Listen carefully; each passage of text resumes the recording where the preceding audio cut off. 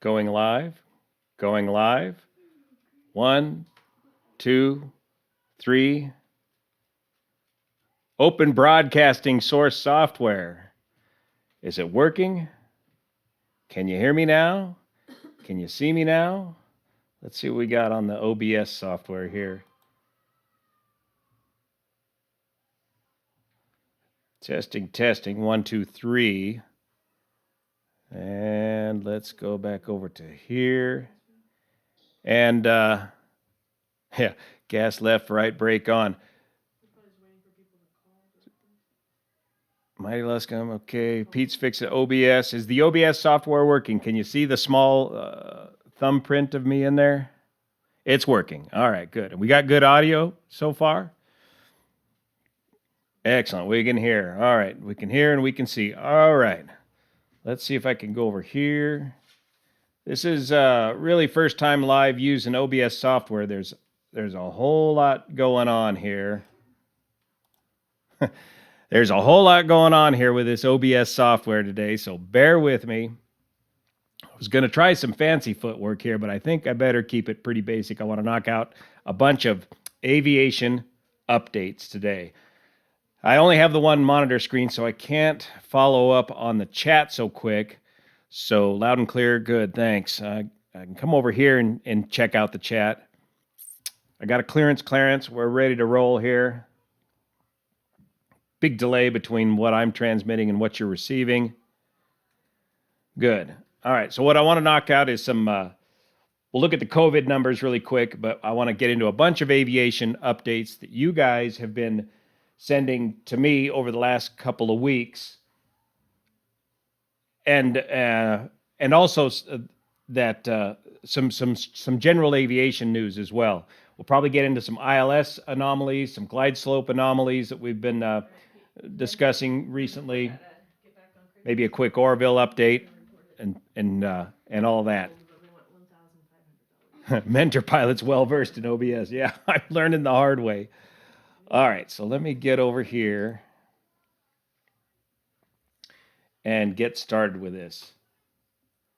Let's go straight to. Let's go right over and take a quick look gander at the COVID numbers. We're not going to hang around on this for long. Don't worry about that. We're not going to hang out here long. Can you see that all right? I'm going to capture this, get this transition. There. Can you see that okay? I'm going to put me up here in a small picture.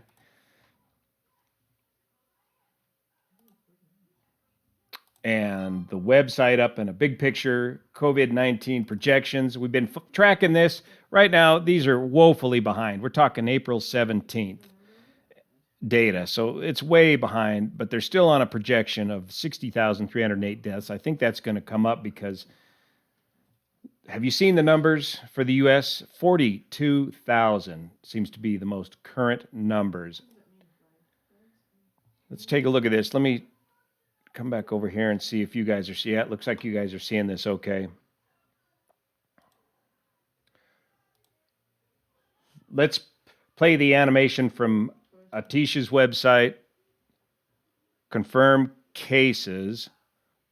Let's switch over to reported deaths. Double logarithmic scale. We're going to get back to aviation here real quick, but let's just check this out. Double logarithmic scale on both the X and Y axes. See where we're at currently as we bring this up to date. We can see over in Europe peaking out. It's not so much that they're flattening the curve, it's that they're peaking out here in Europe and in the U.S. Are we just yet beginning to reach the peak with a total reported deaths of 40,000? Canada, where are you at? Some folks were asking about Canada. I'd have to peel that out of there. Anyways, they're getting close to a peak as well. John Hopkins numbers, it's behind, showing 35,000. Again, the hot spots are in the high population areas. The Times showing the U.S. doubling every 10 days. This is on the single logarithmic scale on the vertical axis. And where is, well, we'll have to fish Canada out of all that data there.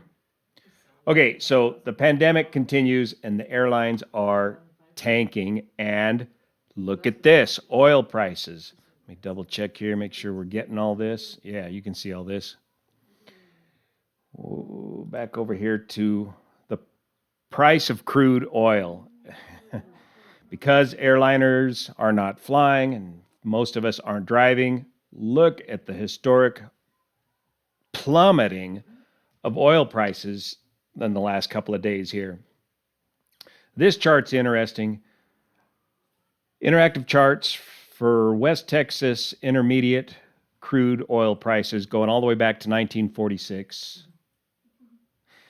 It's adjusted for inflation using headline CPI and default to a logarithmic scale.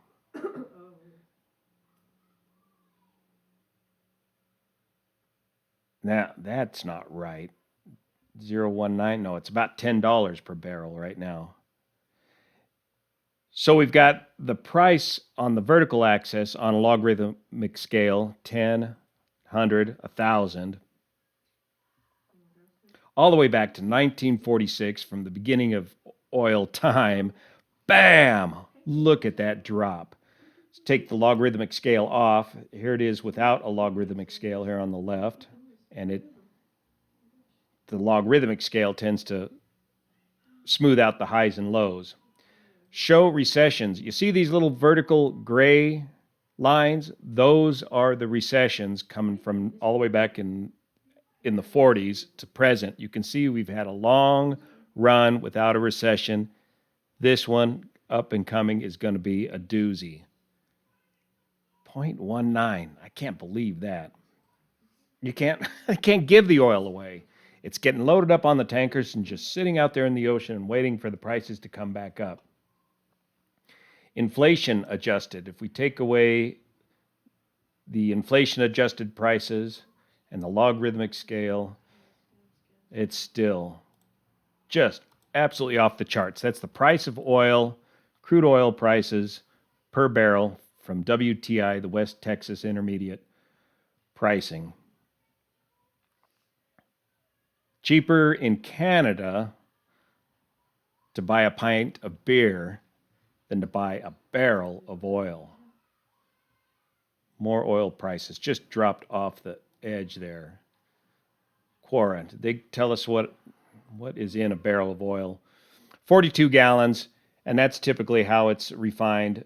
Almost half of it's refined as gasoline, 23% is diesel, 18% other products, only 10% of jet fuel. This is for each barrel of oil, how it's refined.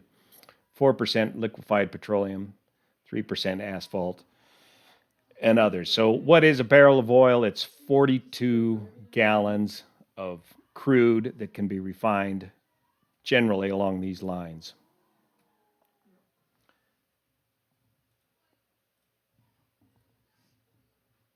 What are we going to look at next here? Boeing orders. Boeing aircraft deliveries. This is old data. These orders are going to be dropping substantially. Let's get back over here to what you guys are talking about. Gas prices still high. Yeah. A lot of you have been seeing a good drop in gas prices, even here in California. Even the aviation fuel prices here at the pump at the local airport are down below $4 per gallon for the first time in years. Yeah, whatever happened to the story about peak oil, huh? All right, let me pour a cup of water here and let's get on to the next subject or two. There we go.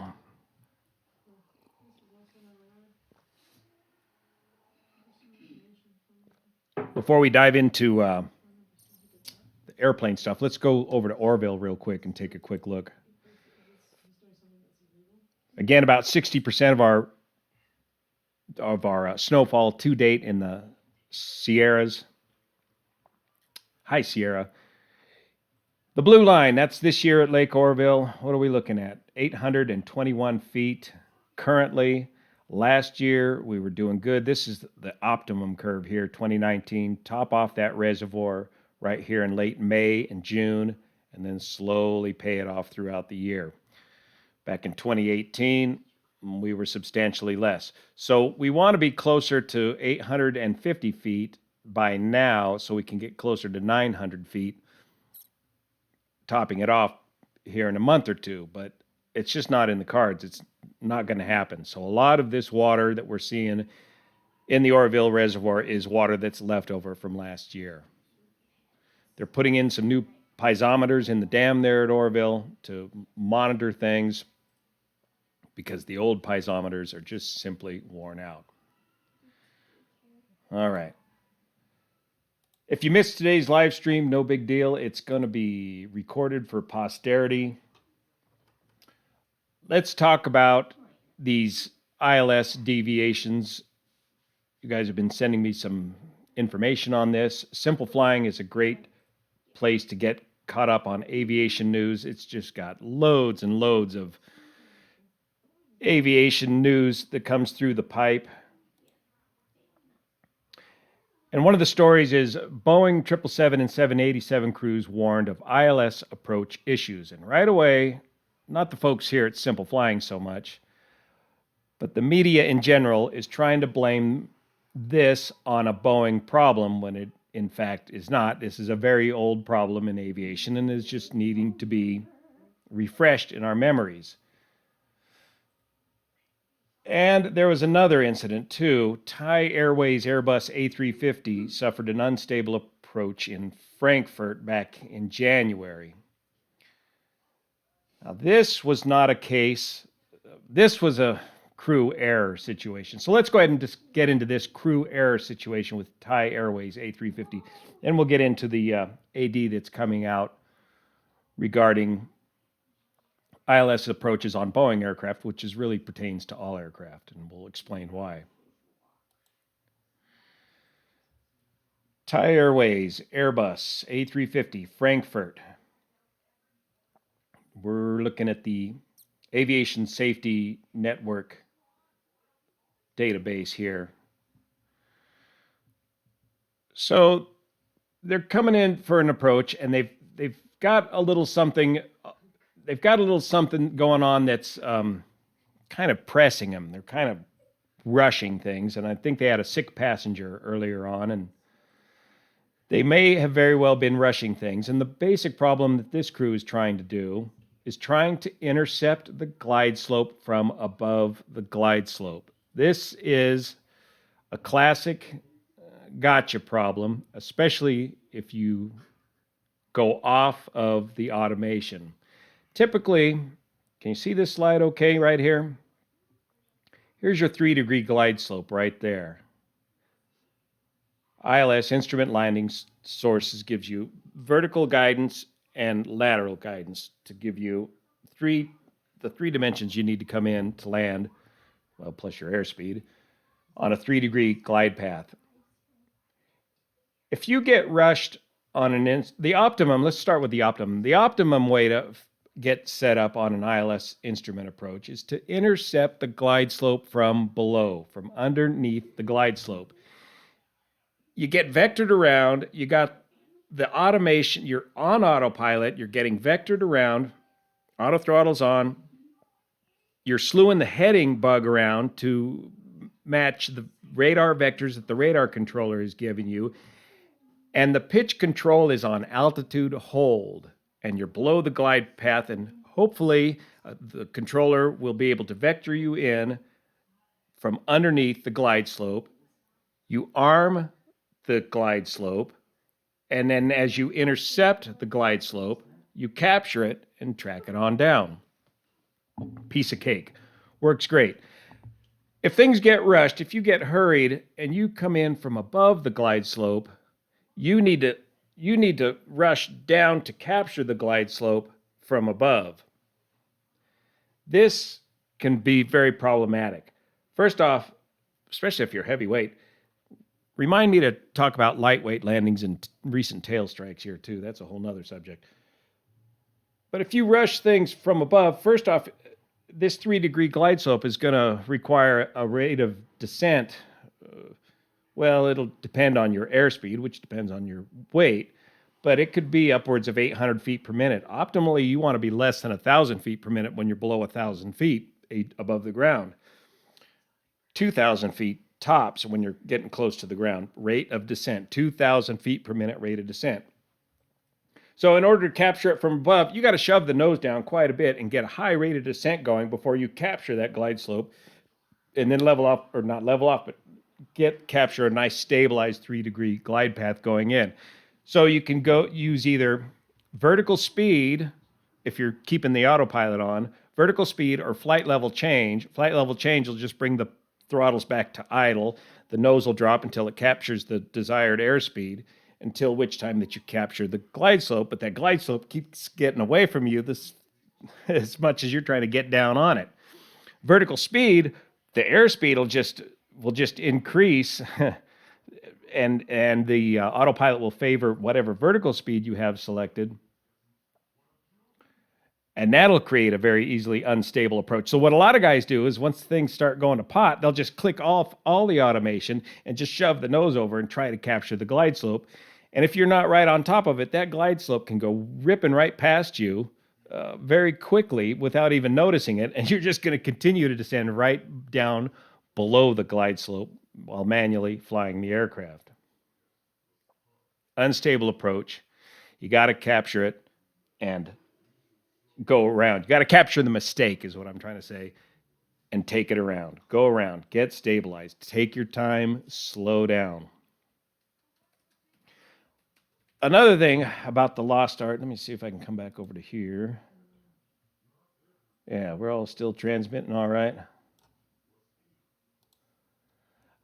Another thing about the lost art of flying, the children of the magenta are forgetting, or maybe not emphasizing, is the basic 3-to-1 rule.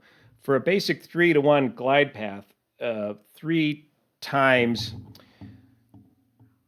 at 3 miles out away from the end of the runway, you should be vertically about 1,000 feet. 6 miles out away from the runway, you should be about 2,000 feet. 3-to-1 rule. So you want to keep checking what we used to call DME, distance measuring equipment, or your range from the end of the runway, and cross-check that with your altitude to make sure you're on a good, reasonable 3-degree glide path. That's also another reason why when you get to the outer marker, the old outer marker, beep, beep, beep, beep, final approach fix, you want to cross-check your altitude there, because on the instrument approach plate, it gives you a outer marker crossing altitude on glide slope, and make sure that those two numbers agree before you continue in on your instrument ILS approach.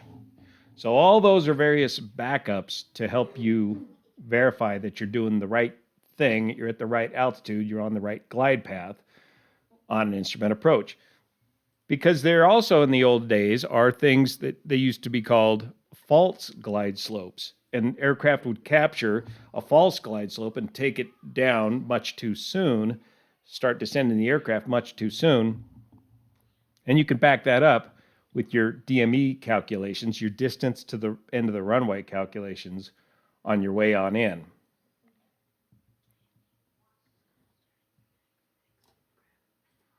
Let's get this a little smaller here. And let me double check on the feed here and see if everything's still transmitting okay. All right. Okay, we got some good comments over here. Looks like we're still transmitting. We got 1,000 folks out there watching. I'm unable to keep up with you on the comment section yet. We can have general questions here a little bit later. We're going to get through a few more things. Okay, good. It's all still working. All right, now let me go back to the web pages here. So let's see. Where were we? We were back here. Let me double check this. Double check this here. That looks good. Okay, we're back there. And let's go back over to here. So back to the Thai Airways example.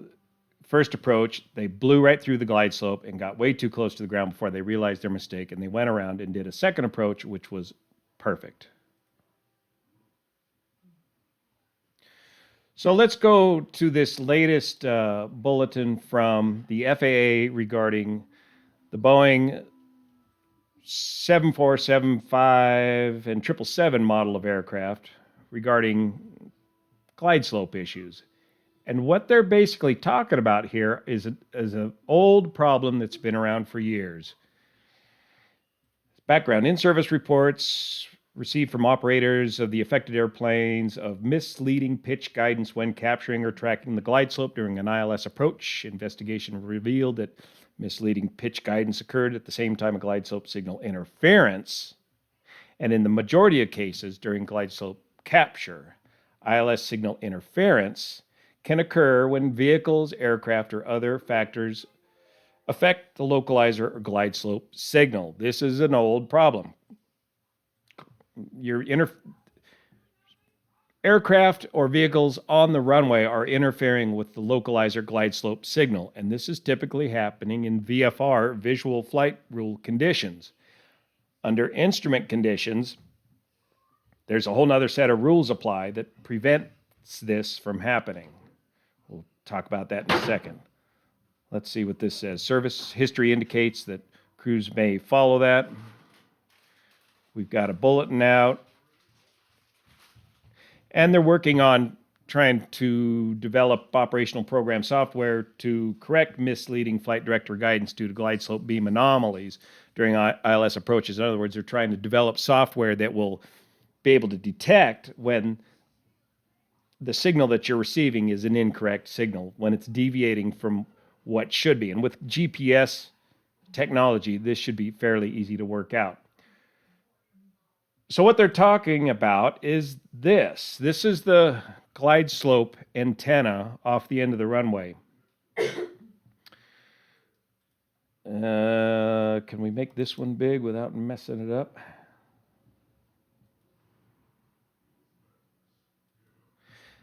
This particular antenna is what sends the 3-degree beam up to the aircraft to give you your glide slope guidance. If you get in the way of that antenna, you can cause interference and you can cause anomalies with that signal. Now, what I'm trying to find is the picture of the ILS hold short line. Was it over here? Yeah. So airports are set up with, there's hold short lines and then there's instrument hold short lines. Instrument hold short lines are quite a bit further back away from the standard hold short line, and they're painted differently as well. There's your basic hold short line, and here's your ILS critical area hold short line. And it's further back away from the runway, and that keeps everybody from interfering with these antenna signals during IFR operations. So when you're doing instrument approaches, which we're typically always doing in visual approaches, it's giving us the good glide slope guidance that we want to get a good stabilized approach. Even when we can see the airport, that's right, Pete, stabilized. Even when we can see the airport from miles away, we want to hook up the ILS approach to help us get a nice stabilized descent into the airport so we hit our landing zone spot on. If you're going to do an auto landing, an automatic landing during visual conditions, you need to tell the tower that you're going to do an automatic landing so they can, they may or may not clear this ILS clear area. They may not be able to clear this ILS clear area, so they will give you the standard disclaimer that the ILS clear area is not, in fact, clear. Be careful. So you go do a auto land in VFR conditions, you may have to kick that autopilot off and take it around if the signal gets interfered with and the aircraft gets off course, deviates slightly off of course. By the way, aircraft are required to have a currency check on this auto land, just similar to pilots. I think it's every 90 days that the aircraft itself has to demonstrate that it can safely do an auto landing. And so you'll see an entry in the logbook from time to time requesting pilots to do an auto land to test out the equipment and make sure it's all working. So, excuse me, keep banging into that. So this goes all back to the bulletin from the government regarding ILS approaches. It's not a Boeing issue as much as the media folks may try to represent it to be. This is an old school problem with aviation going back for decades. There's a good picture, the classic old picture of what an instrument approach landing system looks like from a draftsman's viewpoint. The outer marker, the middle marker, the inner marker. Right here at the outer marker is where folks want to double check their altitude with their instrument approach plate and make sure that they're the proper height above the ground at this point on the approach. And typically this glide slope is about 3 degrees all the way into the runway. All right, so that's what's going on there. So let's double check in with the feed here. All right. we got all kinds of comments going on. That's one of the catches with doing a live feed is you never know what's going to be going on in the comment section. So let's go back and talk about a couple of general aviation issues now. What happened? We recently had another fatal aircraft general aviation accident here at the Auburn Airport, very close to the Blancolirio headquarters, the second one since January. And this involved the mayor of Auburn, who recently resigned for making comments on Facebook inappropriate for a mayor. And he resigned, and then last weekend he went flying apparently with an instructor and was killed in what appears to be a very bad accident. What you got there, Pete? So let's pull that up. Former Auburn mayor killed in a plane crash, and he smashed it in hard. So it looks to be a Cessna 206. Say hi, Pete. Hello. Hey. Do you recognize that Cessna 206? You can't because there's nothing left of it. It's a smoking hole. Here's a picture of what it looked like at the scene. All you can see is a tail cone and a door post or a door and virtually nothing left of the airplane. It happened just, let's see, was there one that showed a map view? We don't know what happened, basically.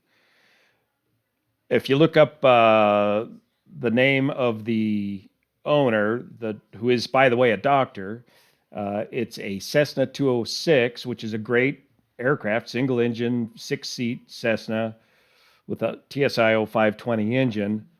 Very, very, just a great, stable, super strong aircraft, very reliable. No issues. It looks like he just bought this aircraft back in December of last year. So, and he was flying with an instructor. So it'll be interesting to see what his recency and currency of flight has been. The accident occurred just what would be on the left base entry for runway 07 at Auburn Airport. So very close to the airport, and I don't know whether it was takeoff or landing. But the bigger point I wanted to make on this, let me get in here and make a bigger point. The bigger point I wanted to make on this is, we discussed this before, don't fly distracted. You got to do a risk safety assessment, if you will. Are you fit to fly? Have you got so much stuff going on in your personal life that you shouldn't probably be flying an aircraft right now? That's something that each airline pilot has to go through every time they go flying. a risk assessment. That's what calling in sick is for when you're flying commercially. Are you fit to fly? We're good at compartmentalization, but we can take that to an extreme and get ourselves into trouble by so doing. So some of the traits that make us a good pilot sometimes makes us hard to be around as people, but excessive compartmentalization, knowing your limits, when you shouldn't be flying. This mayor has got national attention with his resignation as mayor, and then decides to go flying, and it results in a disaster. The person in the right seat of the aircraft, I believe, was a flight instructor. I'm waiting to see who that might be, as I know most of the flight instructors down there at Auburn. He did survive, and he will be able to give us the rest of the story as to what the heck happened with that aircraft, because it's just very hard to imagine crashing a Cessna 206 that destructively, that close to the airport. Okay, let's check in with the feed here and see how things are looking.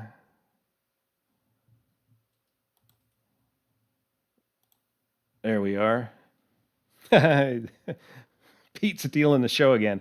Another doctor killer. Yeah, but it's a Cessna 206. It's not a Bonanza. It's not a particularly high performance aircraft. It's a real easy airplane to fly. P-31 twin in Billings, and about that. Let's see. No, we're talking Auburn Airport, California, not Washington. This is Northern California. Pete, say hi. Hello. My flight status, I'm still DNIF. I'm still waiting for FAA paperwork over here. Is that like a really slow thing happening? Yeah, it's a super delay there, Pete, so we won't see you up here for a couple of minutes.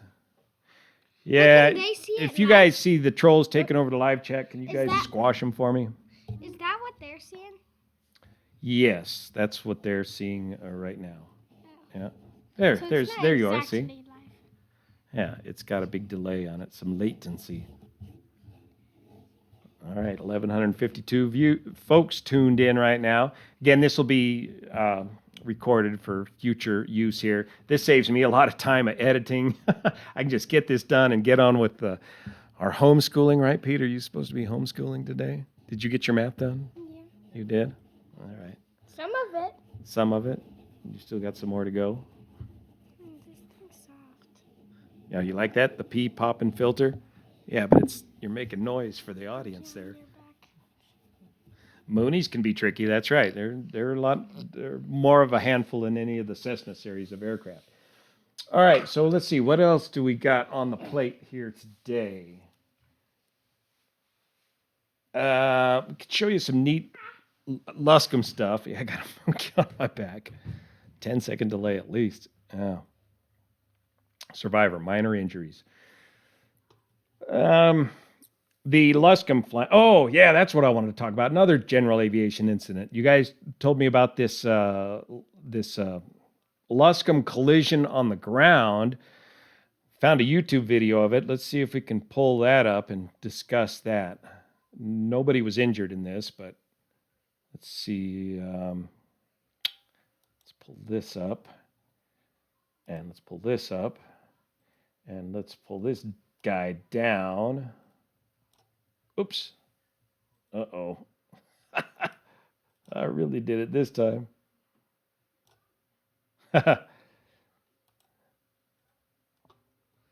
Okay, we'll get another video thing up here soon. This comes from the website or the YouTube page. You haven't seen what you haven't seen. So this comes courtesy of you haven't seen what you haven't seen. This is surveillance video footage of a Luscombe colliding with a Cessna at Sky Acres Airport in New York back on, well, this is back on 18, huh? I guess just the video became available recently is why this hit the news. So let's get it playing. Yeah, it's a Cessna 206. In fact, that's the very same aircraft we've been talking about in this crash at Auburn. Not the same aircraft, but the same type of aircraft. Okay, hold it, pause right there. Here comes the Luscombe up the parallel taxiway off of the runway. Here's the runway way down here. Here's the parallel taxiway. It looks quite a bit of slopiness here. Here comes this 206. He wants to come out of his hangar and taxi back around to his hangar to reposition. The Luscombe's going to come up here and hang a left and check out everybody's taxi speed. Here comes the 206. Here comes the Luscombe. The Luscombe's off camera. He's going to hang a left. Don't mind the wasp in the screen there. That 206 is taxiing in, and here comes the Luscombe, and kablamo! There goes the left wing of the Luscombe. The Luscombe does an immediate ground loop. Everybody shuts down and starts checking on each other, making sure everybody's okay, because those whirling propellers can be a real problem. So whose fault was it? Everybody, in my opinion, everybody was taxiing way too fast. Whatever happened to taxi speeds, especially in blind corner areas like this. Here comes the rest of the airport crew, putting down their coffee and donuts and seeing what the heck happened. So way too fast taxi speeds. There's the damage on the Luscombe. Let's pause that right there. Left wing tip damage, metal wing Luscombe. This is a square tail, what they call a square tail Luscombe. You can see back here. And that prop just ate into it. More damage on the Cessna, the planes banging into each other.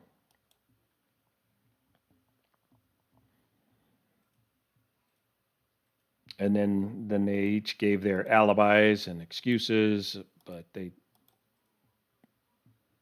were all taxiing too fast. So good job. What you haven't seen, videos.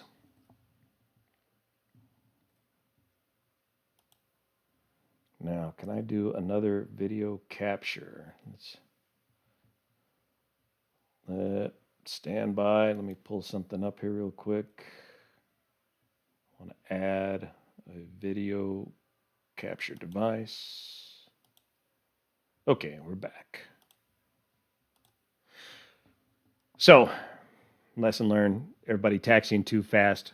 Tail dragger. Luscombe, you can see over the nose of a Luscombe just fine. You don't need a whole lot of S-turning to see what's going on unless there's something very close, very much in front of you.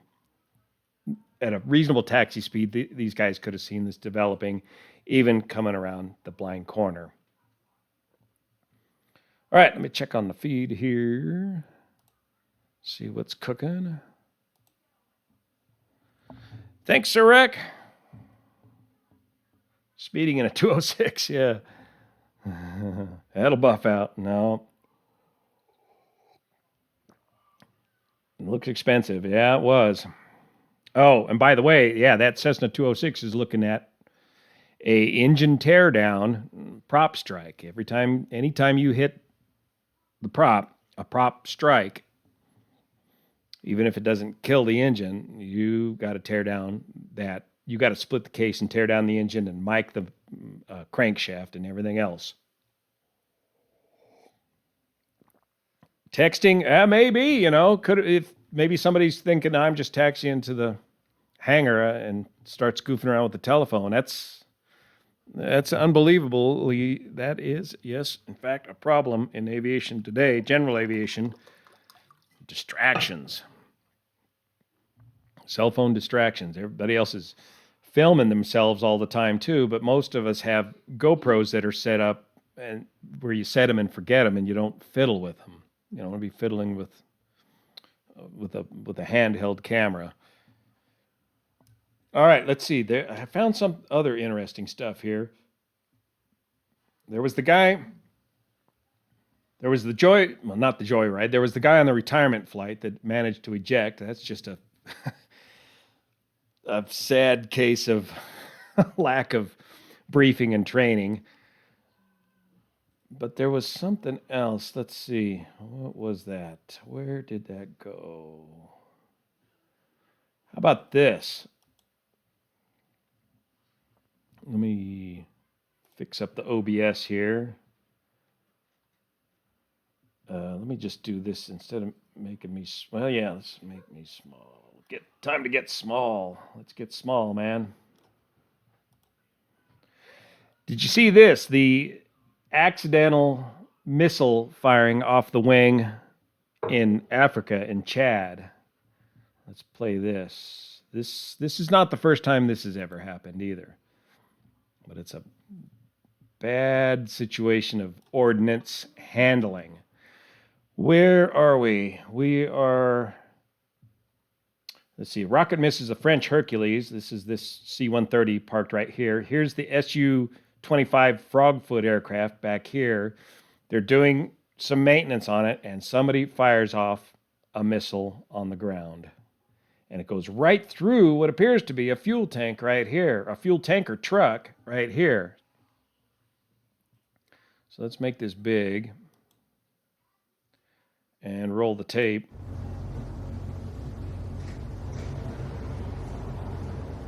Bam! So watch for the left wing of the Frogfoot Su-25. Watch this tanker truck right here. It's going to come blasting right through here and then swerve and miss the C-130, and it ends up hitting a house and killing 4 people.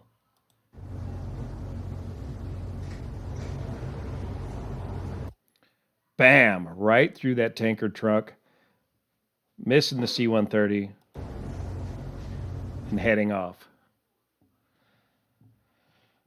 So, got to review your ordnance procedures on the ramp. And that's definitely not the first time that's ever happened.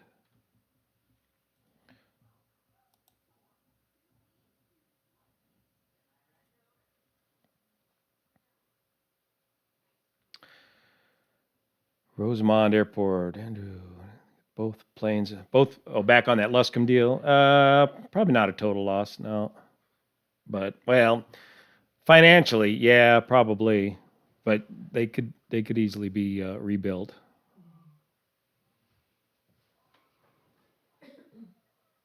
Yeah. So that was the accidental missile launch there. And let's see, something else came up on the feed that I wanted to clarify. Yeah, that looks good right there. All right. Let's go back and look at it. This is Emirates. Now, this came through the email as a close call when it in fact is a camera ship filming the Emirates A380 aircraft. You see this big screen right here? This is a video monitor that camera ships use, and they get those dazzling shots for airline commercials, TV commercials. And so he's going to do a cross under, fly right under the camera ship, which is pretty dang close. And off they go. So this appears to be an intentional camera shot for filming, but folks are passing it around as a near miss video when it in fact is not. Great shot.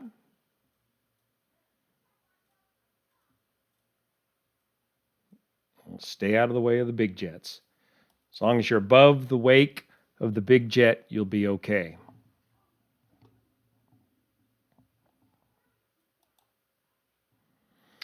All right, what else have we got here today?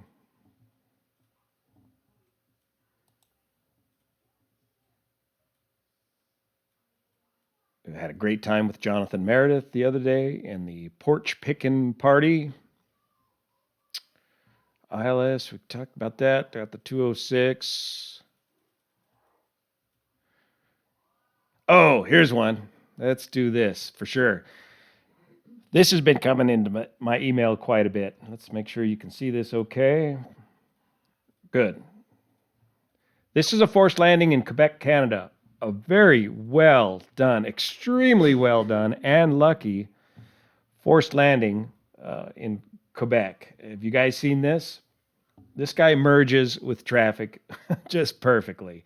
But the amazing thing is he misses all these obstacles that are always present on a freeway. Here's the aircraft engine failure. Here's the traffic. Here's the dash cam camera. Puff of black smoke from the engine. He just keeps his airspeed perfectly under control. He's got a pretty high nose angle, it looks like, from this angle. He's just missing those poles to the left. He just flies over these darn signs here. And he's going to merge and settle in right between these cars, right there. Just missing all of those signs, all of those poles. Could have been an absolute disaster. And he just coasts to a stop and recovers nearly uneventfully. He's got to roll underneath all these other signs. So getting that aircraft in between all those signs and light poles, just a phenomenal job. He didn't dump the nose and then try to bleed off the airspeed once he got close to the ground. He just maintained an optimum glide speed that matched pretty well with the traffic, about 60 miles an hour, keeping that nose up and just blended in perfect with the traffic below. That puff of smoke from that engine. He's definitely got something wrong with that engine. He misses the overpass, misses the signs, misses the light poles, and misses the traffic. Just a phenomenal, good job and a lot of luck. That 460,000 views. So that's why roads don't always make the best forced landing fields, but they're very tempting because they're like the longest runway you ever seen, but there's an awful lot of obstacles out there. So good job. Back and check on the feed. B-25C, no, I don't remember that one. The cause of the C-130 to drop into the sea, no, we haven't heard anything on that. And if you get any links to any of these old accidents we've talked about in the past, keep me updated on those links. Thanks, Tim. Traverse City, AN2. Oh, is that where he clipped it short? The one I'm thinking of, he just botched the landing and clipped it short and busted the gear off the AN2 Colt. Let's see. Thanks, Test Pilot Tim. Yeah, I don't know what the latest is on that C-130. We're talking about the one off the Chile that was going to South America that went in the drink. We don't know.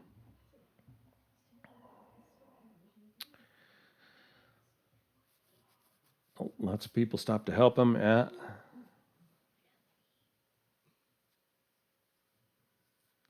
Thanks, toys. Thanks.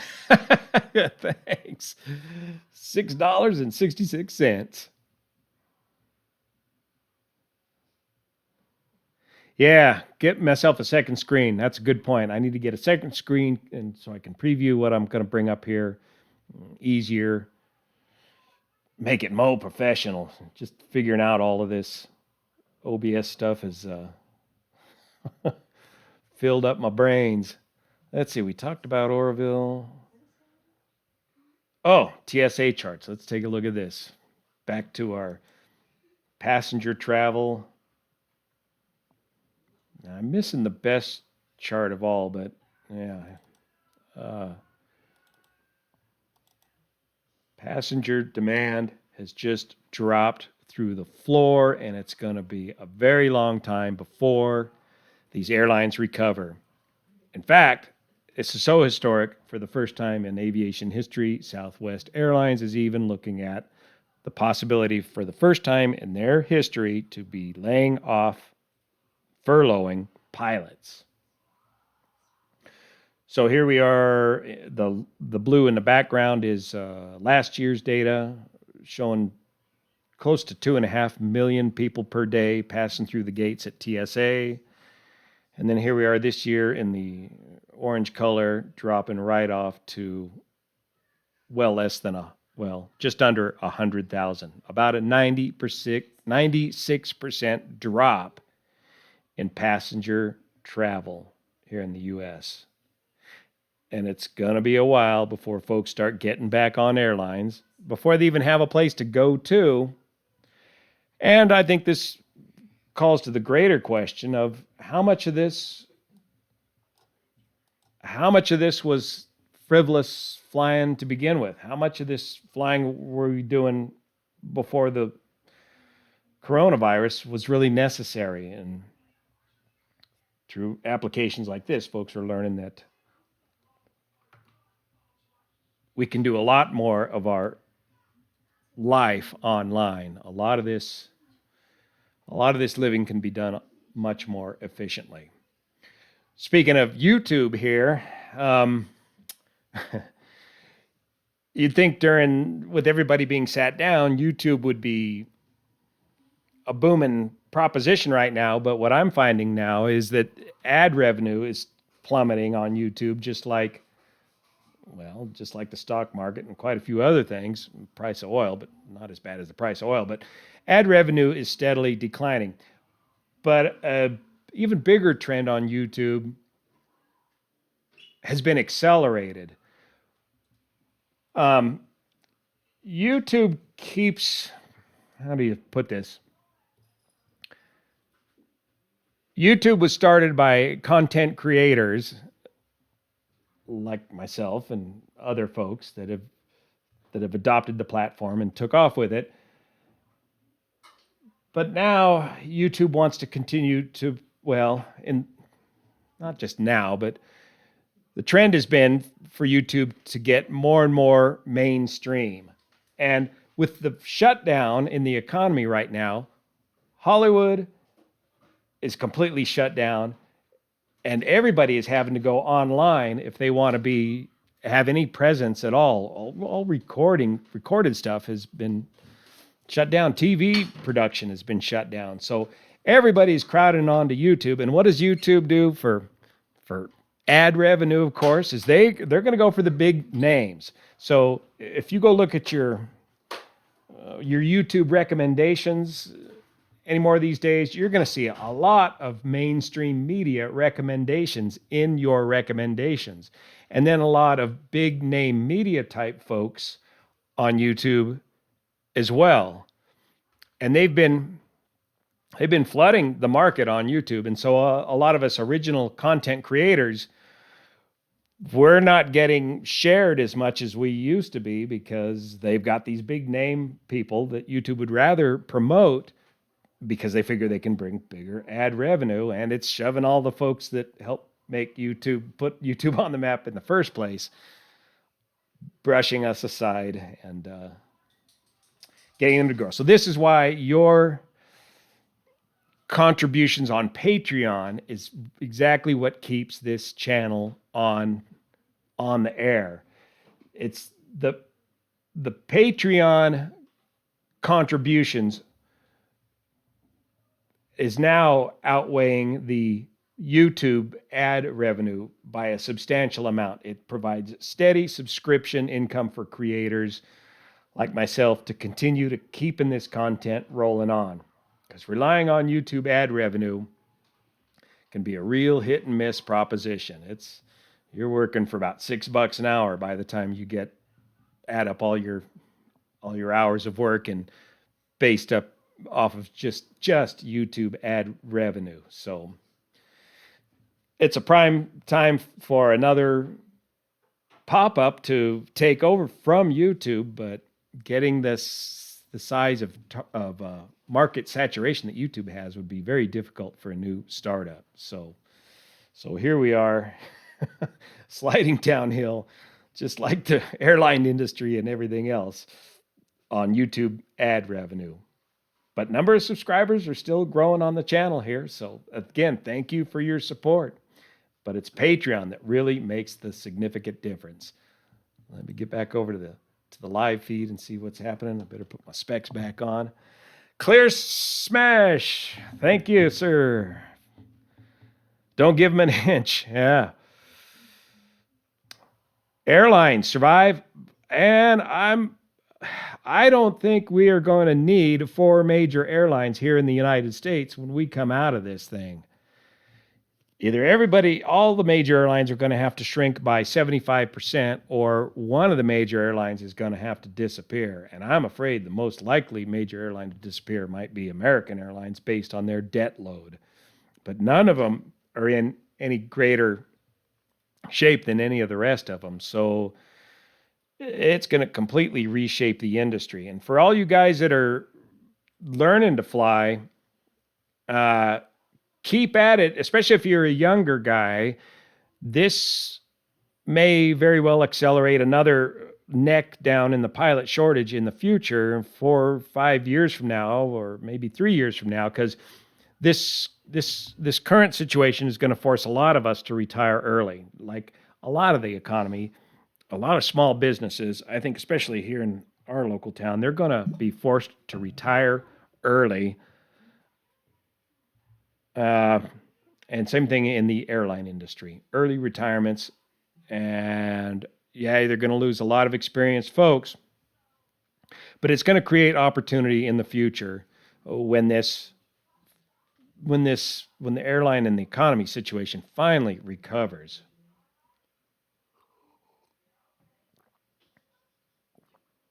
Yeah, quarantine's perfect opportunity to study IFR, to study anything, music.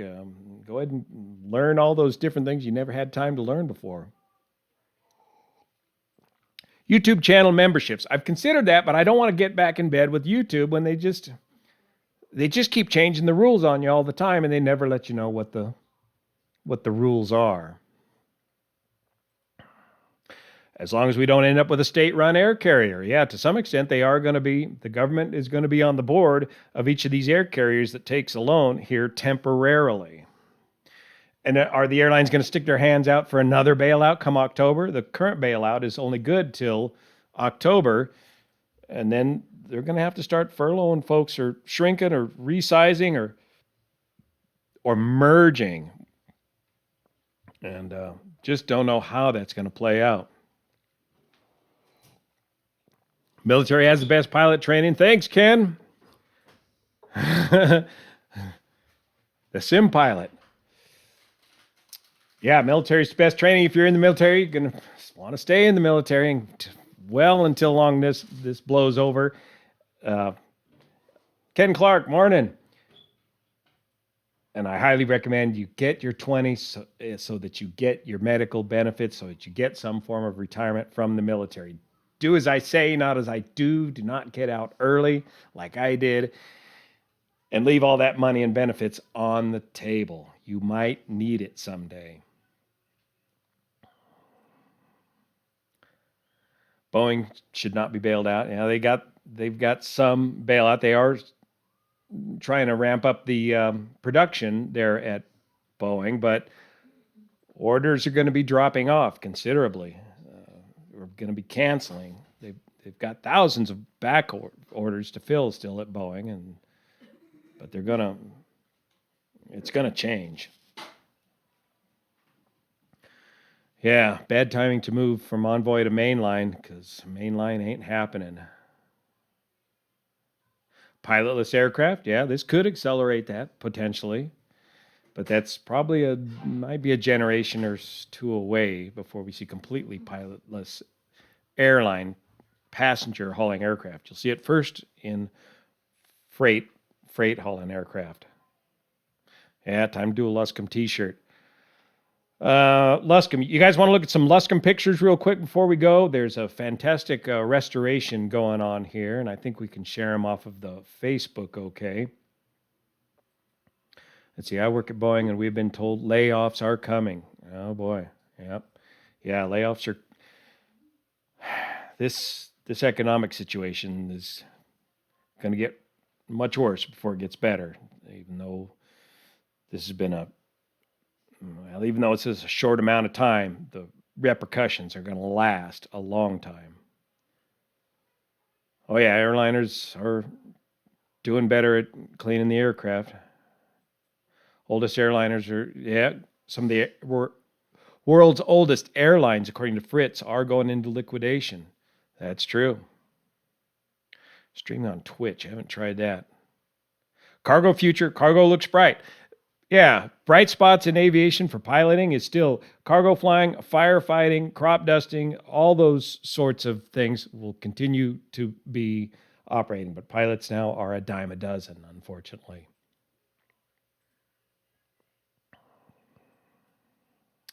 Don't know anything about that. The Corona Airport in California. Don't know anything about that incident yet. Okay, pilot currency. Great question from Roger. I heard the training house has been shut down. There's no sim flying, and they're going to let people slide on their landing currency. The whole idea of furloughing some of the folks, the whole idea of a temporary leave of absence in some of these situations was for folks to continue to maintain their landing currency, 3 landings every 90 days, such that when the airlines got going again, they could get going again quickly. But now the schoolhouse is shut down, the simulators are shut down. They're not going to be able to get that landing currency. So it's a double mess.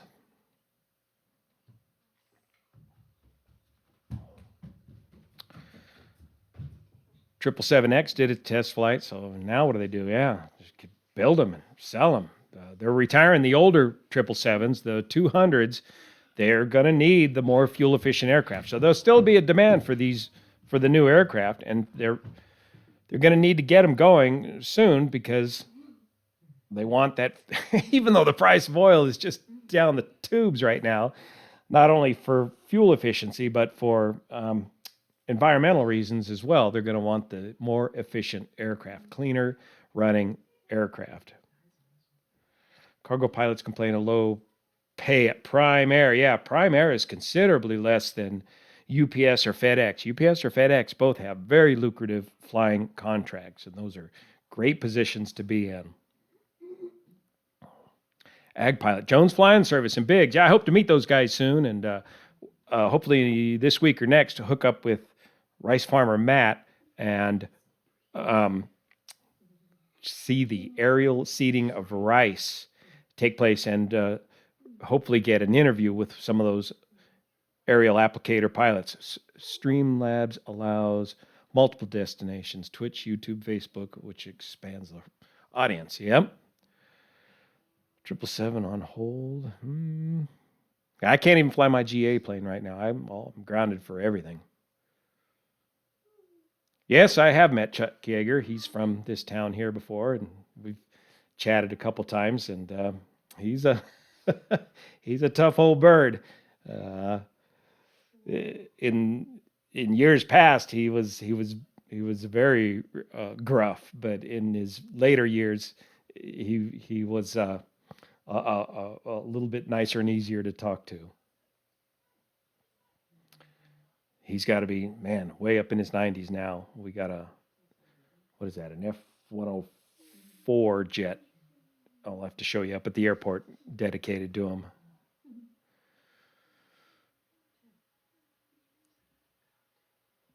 Yeah, Air Safety Institute. Let's see. Can we go over here? Let's try this. Will they allow us to show Facebook? Okay, on a live feed. Let's shrink that guy down.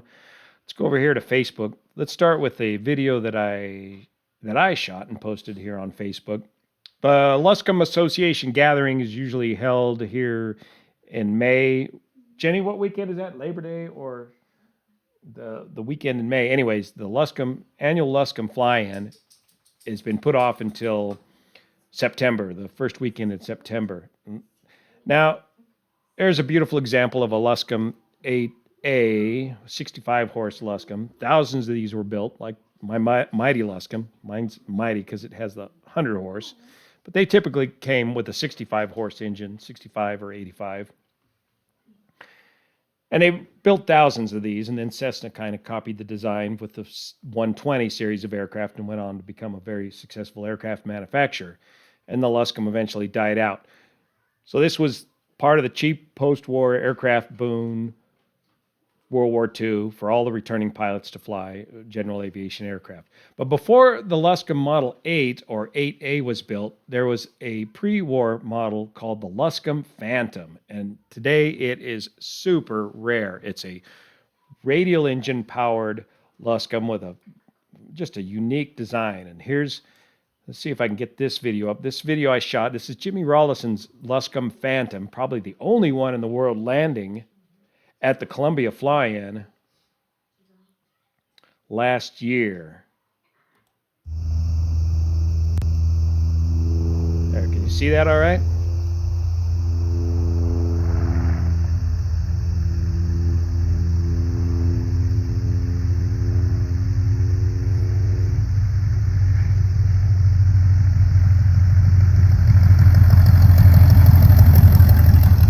Look at that. Jimmy Rawlinson and Kevin Eldridge in the Luscombe Phantom, 1937. So, 1937, just a fantastic Buck Rogers looking design. Were you able to see that okay? Let me go back over there. And so, that's Jimmy Rawlinson's Luscombe, and there's one being restored here in Placerville, which is very close to us here in Northern California in the foothills. Ragtime Arrow. Look at that beautiful restoration job getting made right there. Of course, he's missing the engine. Little CG problem without the engine. But the Luscombe Phantom had this kind of narrow, squirrely landing gear, and they ended up wrecking most of them to ground loops. Now, how do I get out of there? Okay. Here's some more neat pictures from Dan McNeil. Just an amazing design aircraft. Look at that panel of the Luscombe Phantom restoration project in Placerville. You can see where Don Luscombe came from, the Monocoop Aircraft Corporation, and you can see the Monocoop styling very strong in this Luscombe Phantom instrument panel. All monocoque construction, one of the first small light aircraft to use all aluminum type construction as opposed to tube and fabric. Here he's hand drawing the original logo from here, onto the tail of the aircraft.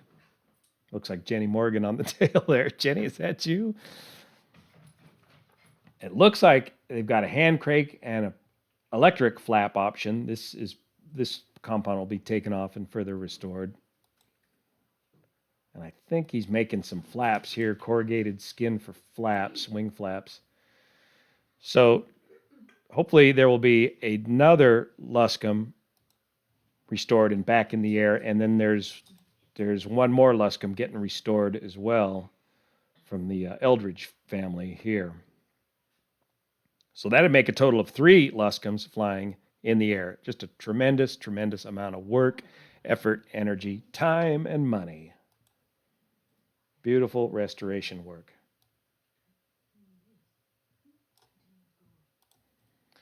All right, let me check with the feed one last time here. How long have we probably been at it? Yeah, a little over an hour now. So let's check in with everybody. Beautiful, good. All right, you guys got to see that. Oh, there's a Luscombe video of that thing taking off too. Well, let's see. Blancolirio, CG problems, right? Yeah. They taught real spin recovery in those days. That's true. Why are they? They're not entirely so sought after. If they were really sought over, they'd see a big change in price. But why pilots like them so much is because they're just such a honest airplane. They're just a sweet flying, handling, sensitive, real pilot type aircraft. Great performance too. The best performance of a production aircraft out of 65 horsepower. Everybody else, the Cubs and Champs, are all doing 60 miles per hour. The Luscombe was doing 102 miles an hour on the same engine.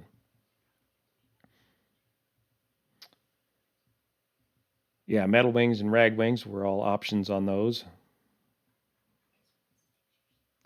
Most of the retirements, what aircraft fleet type? Good question. I'd have to go back and look at the data and see what aircraft fleet had most of the retirements at American Airlines. Was it the 777 or 78?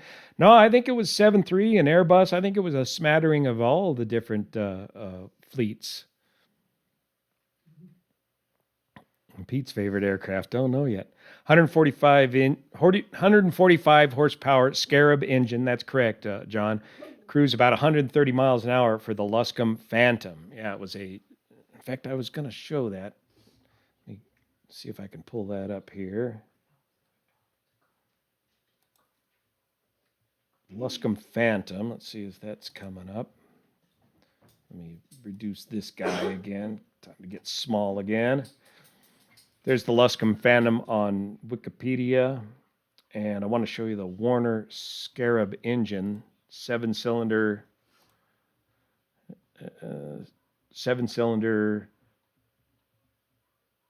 what was it, 125 horse? I think they got better than that, up to 145. They grew them over the years. And these engines are still available, not readily available, but they can still be found and still rebuild them.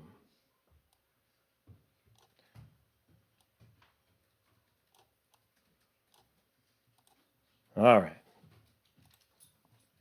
So,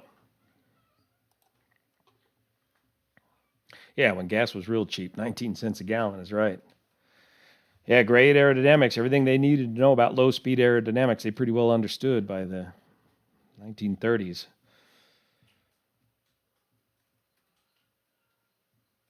Yeah, good time with Mentor Pilot and a few others. We got to get back together and do some more collaborations with some of the other YouTubers out there.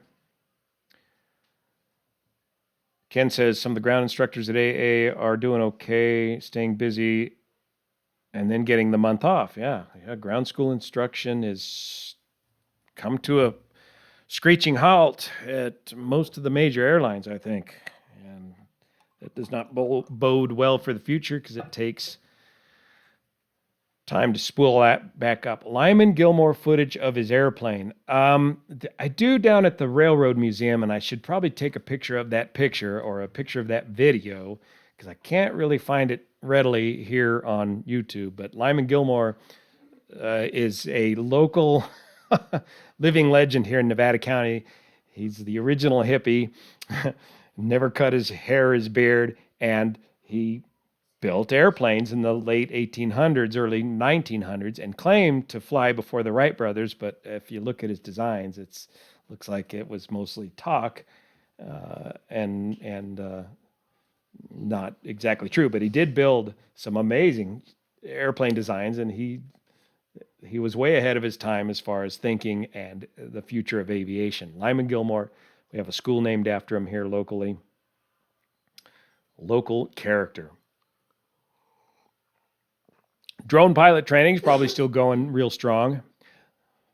Do a live feed with Big Jet. Yeah, I'd like to chat with that guy, interview him, and find out more about what's his first name again that runs the Live Jet TV. He is quite a character. Ranger Airfield in October. Yep, that's a good. Ranger Field is a neat historic airfield in Texas, and they have their annual antique fly-in there. Livermore has quite a few of those old airplanes. Yeah.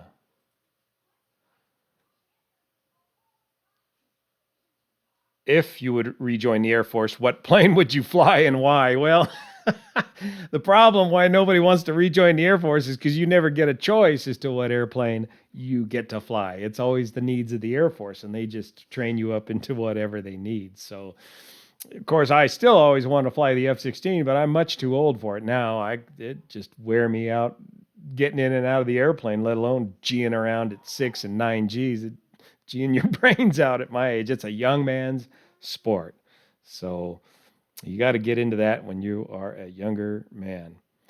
Yeah, the King Air crash in Addison, Texas. Nothing new on that. Flight schools are on the edge. Yeah, and the flight schools, they just got all spooled up following the Great Recession, and they got caught up with the demand, and now this just shuts him down again. So it doesn't completely shut him down, but it just slows him right down. Jerry, that's right, Jerry at Big Jet. So yeah, flight schools, hopefully they'll be able to continue, because we're going to continue to need pilots. We're going to need to continue to fill the need. And I think there'll be a strong need for pilots as we kind of bottleneck this pilot shortage down with a whole bunch of retirements right now. And it's going to open up plenty of opportunities for younger pilots again. So stay in there, stay in training. Keep in the training.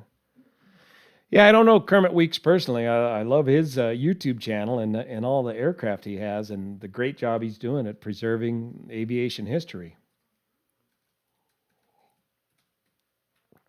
Yeah, I got to get on the Dan Greider video series. I got to get number 3 out, and I probably got maybe it could be as long as a dozen episodes total with Dan Greider. I got a bunch of short episodes to keep putting together here.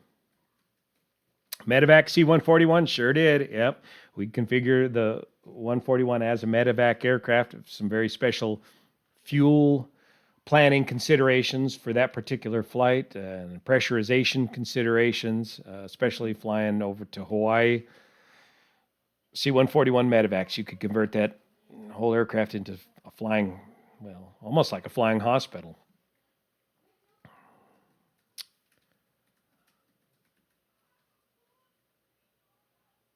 Chuck Yeager has not been flying the last couple of years that I've seen. He was last flying a Husky aircraft, a tail dragger type aircraft, and he kept flying as long as he was able to crawl into that front cockpit, which is a little bit of gymnastics in that Husky tail dragger type aircraft, and it would take him a good 15 minutes or so, but he'd sit down and say, okay, I'm ready. And off he'd go and then do a fine job. But just getting in and out of the aircraft anymore is just it's too hard when you get to be that old.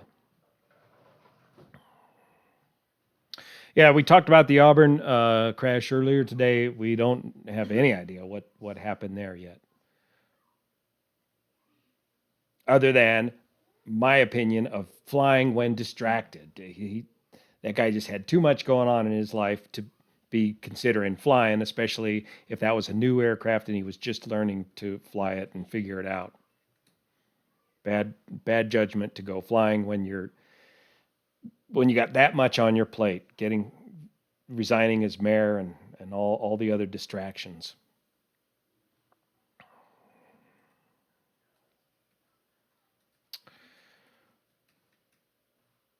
Oh, light landing tail straps. Thanks for reminding me. Good job. So we've seen speaking of distracted flying, this is something we got to watch for in the airline business. As we come into these furloughs, this happens all the time. The first thing, 2 pilots get together in the cockpit and they start comparing notes. And what have you heard? What do you know? What's the company going to do? What's going on with training? What's going on with furloughs?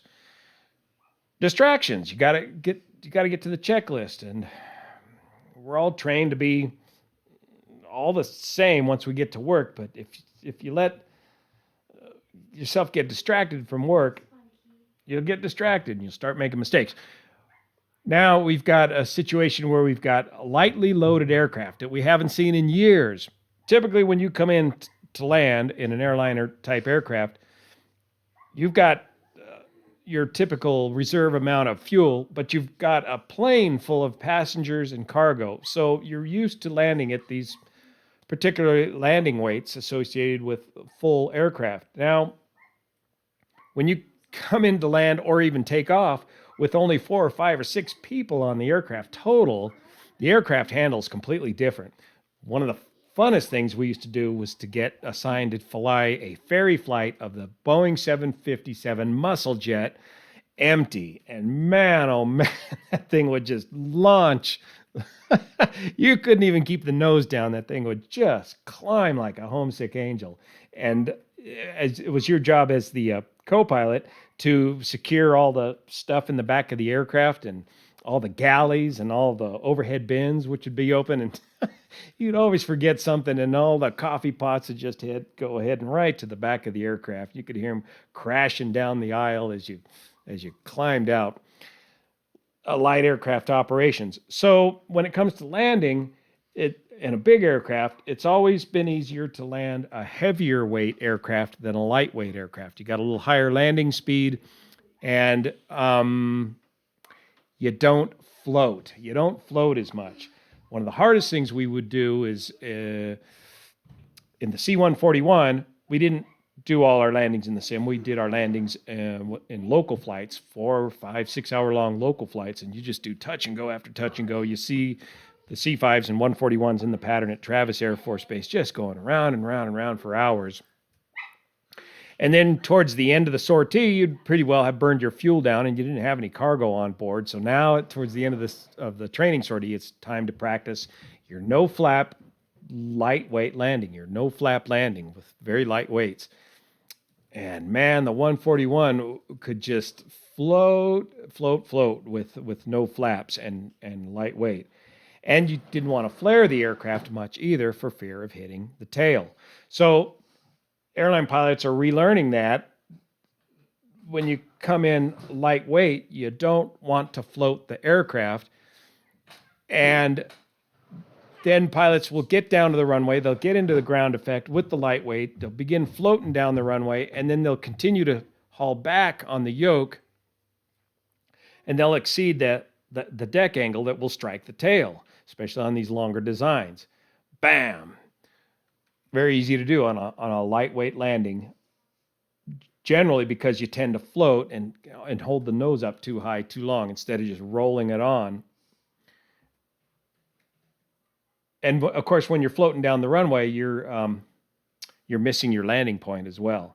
You're landing long. Now you're lightweight, you can still get stopped pretty easy, but you're landing long. So folks have to get reaccustomed to flying and landing these aircraft in these light configurations that they're seeing today. And when you hit the tail, when you strike the tail, that aircraft's out of commission. You may have damaged some of those rear bulkheads in the aft end of the fuselage and damaged the pressurization or structural capability of the aircraft or pressurization capability of the aircraft, and it's a big deal. It's a big problem for the aircraft. They'll ferry the aircraft out of there right away, but they'll be typically doing a unpressurized flight to a maintenance facility to go spend a lot of money on that airplane to get it fixed. C-17 could be a floater too, yep. Yeah, and you're off the power early. You're basically gliding on in the last bit. And you're used to carrying that power for carrying the weight of the passengers, and when that weight's not there, it's just going to float you right down the runway. Good. Between the 77200 and the 77 wide. Handling differences.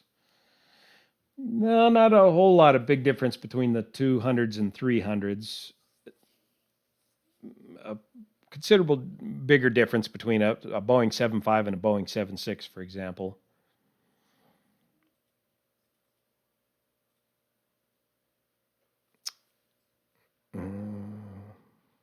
Motorsport content. Yeah, is the Honda 50 versus the Honda 110 right now out here in the backyard.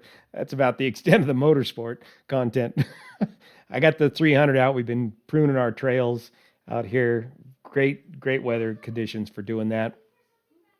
Doing the trail work and of course working on the airplanes and getting the annuals done. I got the RZ 350 working on the front forks, and I got to peel apart the whole nose of the RZ 350 and do the bearings and the frame, the steering bearings there, the stem and the neck. That's the next big job on that aircraft.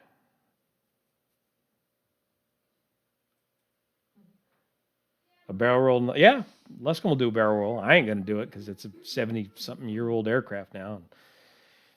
But the Luscombe was certified for some mild aerobatics back when it was new.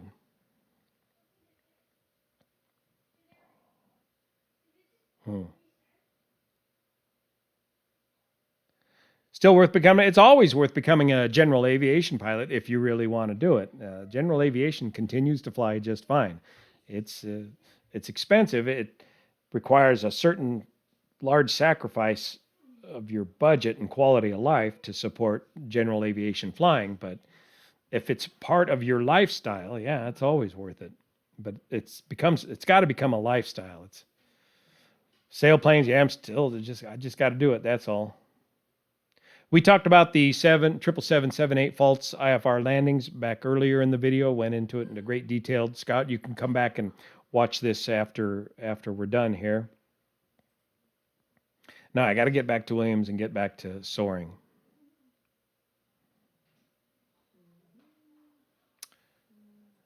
My medical clearance is lost in the FAA paperwork somewhere.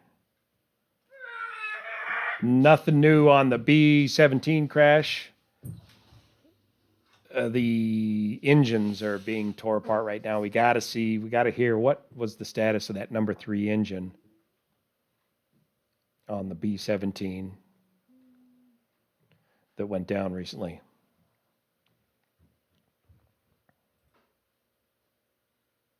No, I have not toured an aircraft manufacturing plant, and I would love to do that. Boeing, are you listening? Send Blancolirio up there. I want to come tour your facility. Yeah, Jenny Morgan riding. She's locked down in her county. She's over there in, what's that? Santa Clara County, Jenny? San Jose area? And she can't really leave the county right now. So the Giant Loop ride up to Crystal Crane Hot Springs has been delayed until September also. So a lot of events that were scheduled for this spring and summer have been pushed back into the fall. And that probably includes big time adventure riding. Pete and I might have to do this would be a good opportunity to take a very small adventure as the weather is warming up and do an overnight activity right close to home here and get them used to the concept of motorcycle adventure riding and camping off of the motorcycle. That would make a fun little video. Yeah, Magneto's on the B-17. They're looking at that. They've already talked about that in the preliminary reports.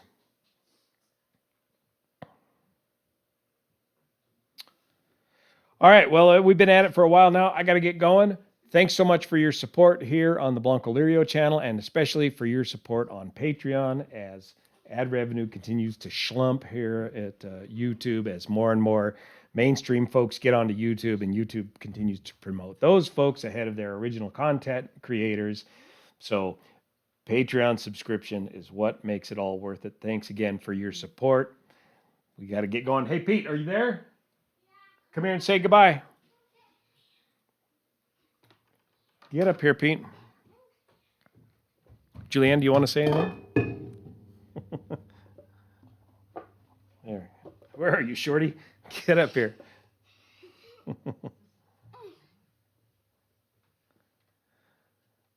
All right, we can go through the transonic wind tunnel. That sounds good. Bye-bye. You see yourself? It'll be a while before you see yourself, but you're there, Pete. All right, we got to get going. We'll do more of these live updates. It saves me a lot on the editing if the format works out okay for you. And I can learn more about this OBS software. We'll see you here.